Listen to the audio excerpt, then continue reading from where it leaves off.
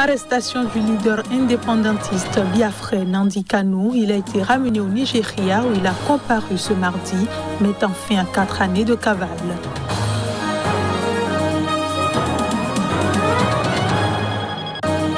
Couvre-feu sur fond de manifestations anti-monarchie en Eswatini, le Premier ministre évoque l'augmentation des cas de coronavirus.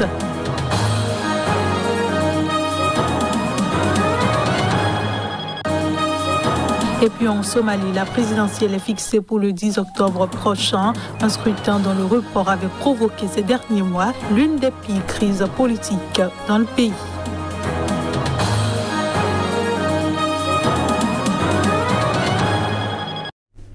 Voilà pour le sommaire de ce journal. Bonsoir et bienvenue à tous. Au terme de près de 4 ans de cavale, le leader indépendantiste biafrais Nnamdi Kanu a été arrêté dans un lieu inconnu. Il a été ramené au Nigeria où il a comparu ce mardi. Les précisions. Le leader du mouvement indépendantiste pro-Biafra, Nnamdi Kanu, a été arrêté ce mardi.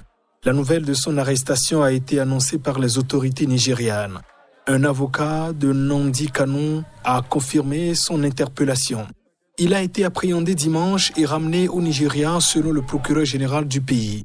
Disparu depuis une descente de l'armée à son domicile en octobre 2017, alors qu'il était en liberté sous caution, Nnamdi Kanu a été présenté ce mardi devant la justice qui a autorisé son incarcération et annoncé que son procès pour terrorisme se tiendra le 26 juillet prochain. Il avait déjà été arrêté en 2015 pour trahison et emprisonné pendant plus d'1 an. Nnamdi Kanu avait ensuite profité d'une remise en liberté sous caution pour disparaître juste après le raid de sa maison par les forces de sécurité. Il était ensuite réapparu 12 mois plus tard à Jérusalem, puis en 2019 en Grande-Bretagne, tout en restant toujours très actif sur Twitter et sur sa radio en ligne.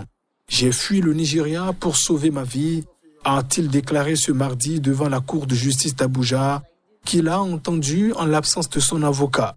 Le procureur général a rappelé ce mardi qu'il est accusé d'avoir encouragé des violences, notamment dans le sud-est du Nigeria, entraînant la destruction de bâtiments civils et militaires et de symboles de l'État.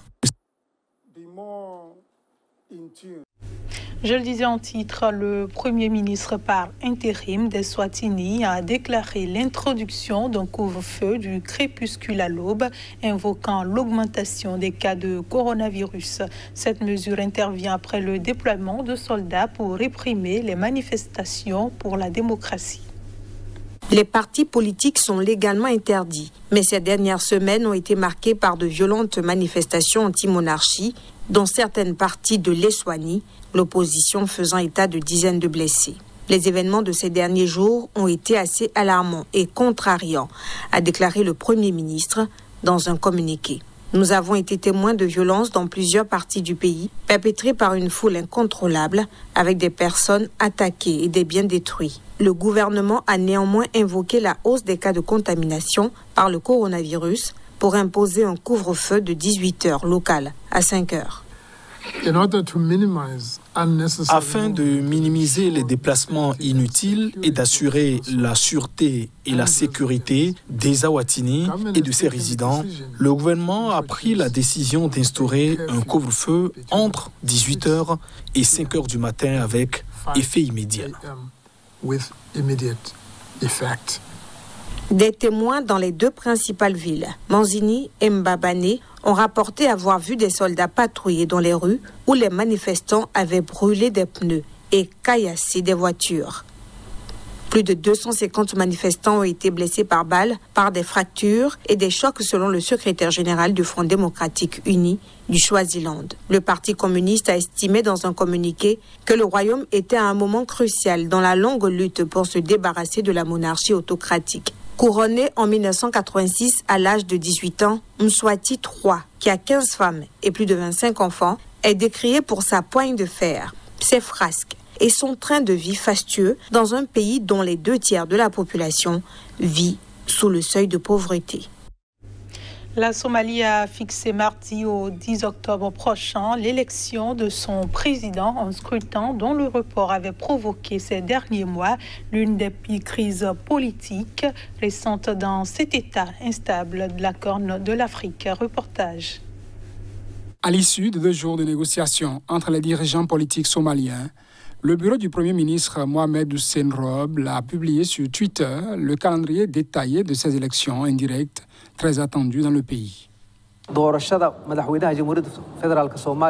date de l'élection présidentielle de la République fédérale de Somalie sera le 10 octobre 2021.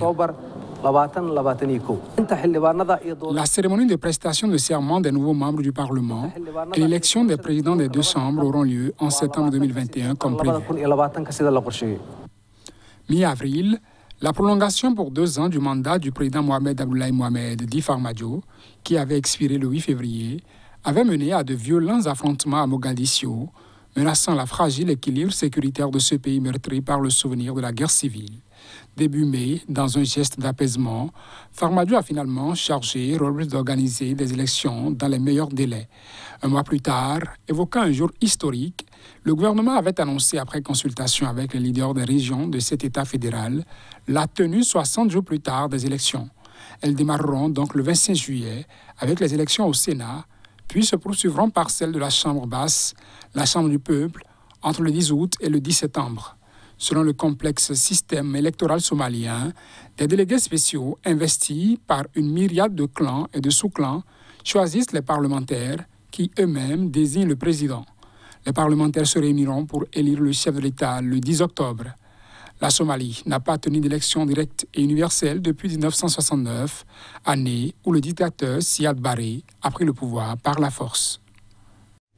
Au Cap, des membres de l'opposition et des passants partagent leur satisfaction après la condamnation de l'ancien président du pays, Jacob Zuma. Ce dernier a été condamné à 15 mois de prison pour outrage à la justice.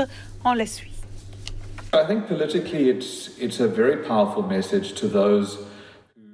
Je pense que politiquement, c'est un message très fort à ceux qui pensent que le soutien populaire ou le fait de courtiser le soutien populaire, de faire des attaques scandaleuses contre notre système judiciaire, c'est de la politique. Je pense que la leçon d'aujourd'hui est qu'indépendamment de qui vous êtes, de la faction à laquelle vous appartenez, du soutien que vous pouvez rallier, la loi s'applique toujours à vous et s'appliquera.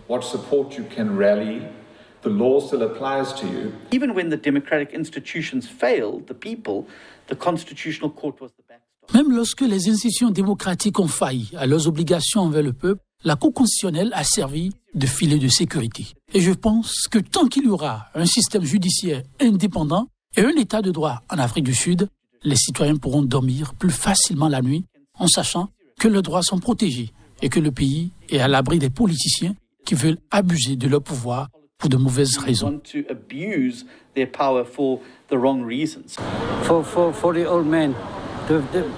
Pour moi, le fait est simplement que l'outrage à magistrat doit être puni, que notre constitution ne doit pas être ignorée. Mais c'est ce que cet homme a fait. Il a ignoré notre constitution. Ce qu'il a fait est nuisible à notre constitution et au fonctionnement des tribunaux. Maintenant, il en paie le prix.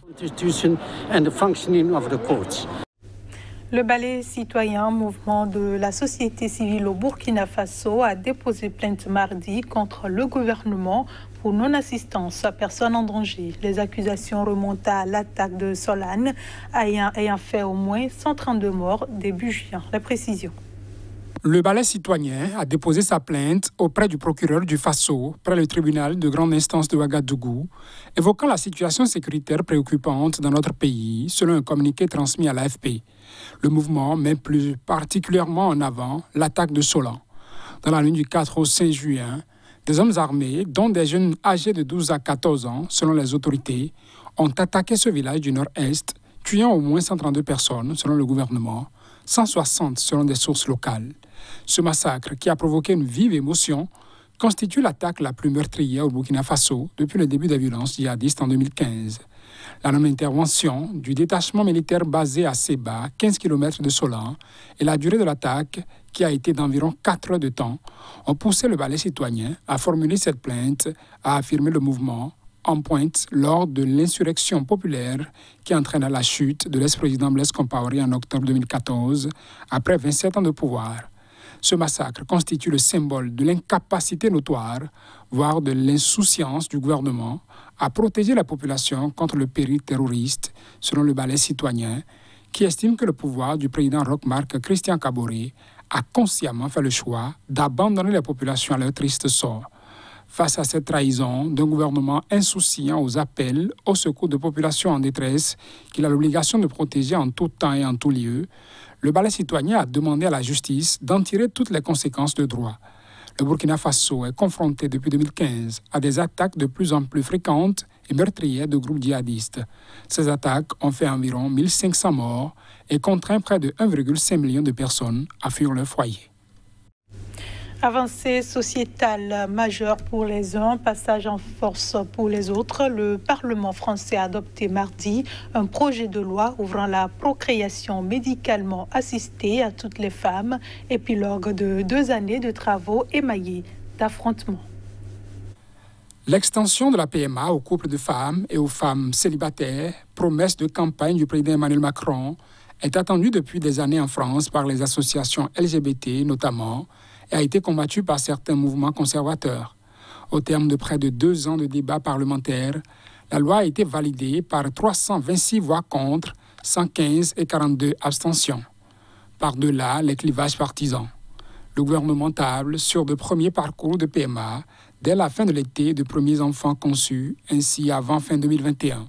Plusieurs pays européens offrent déjà la possibilité à des couples de femmes et des femmes célibataires d'avoir recours à la PMA. La Suède, la Finlande, le Danemark, la Grande-Bretagne et l'Irlande, le Benelux, ainsi que l'Espagne et le Portugal. En France, le soutien de l'opinion à l'ouverture de la PMA augmente au fil des années. 67% des Français y sont désormais favorables, selon un récent sondage IFOP pour l'Association des familles homoparentales. C'est un beau jour pour notre pays, a salué mardi le ministre de la Santé Olivier Véran, qui s'est félicité d'un engagement tenu au terme de quelques 500 heures de débat au Parlement. Un recours auprès du Conseil constitutionnel de députés de droite notamment pourrait cependant retarder de quelques semaines la promulgation de la loi. C'est 9 ans de gestation et un accouchement dans la douleur selon l'Inter-LGBT, Fédération d'associations lesbiennes, gays, bi et trans. Évoquée par l'ex-président François Hollande, puis promise par Emmanuel Macron, la première et probablement seule grande réforme de société du quinquennat en cours, après du retard notamment en raison de la crise de Covid-19, faisant perdre des chances de grossesse à certaines, déplorent ces associations. À l'inverse, le mouvement conservateur Manif pour tous dénonce un passage en force avec le refus systématique de toute modification du projet initial. Avec d'autres associations et le soutien de l'épiscopat catholique, le mouvement a mobilisé au fil des mois des dizaines de milliers de personnes contre la PMA sans père. Et c'est la fin de ce journal. Merci de votre fidélité. Restez avec nous. L'info revient dans un instant.